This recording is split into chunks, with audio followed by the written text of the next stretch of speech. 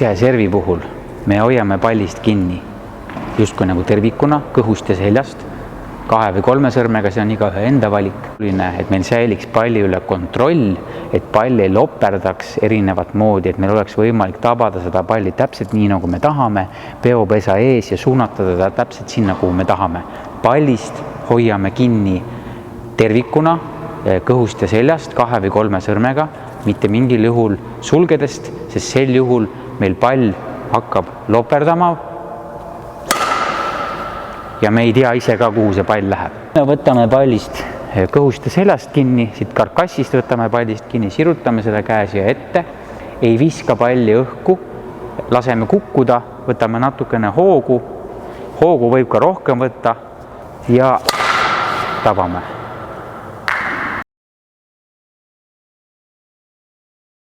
Kulla treenerid, kutsun neid asju oma õpilastele kas või 100 korda meelde tuletama, et need saaksid paika.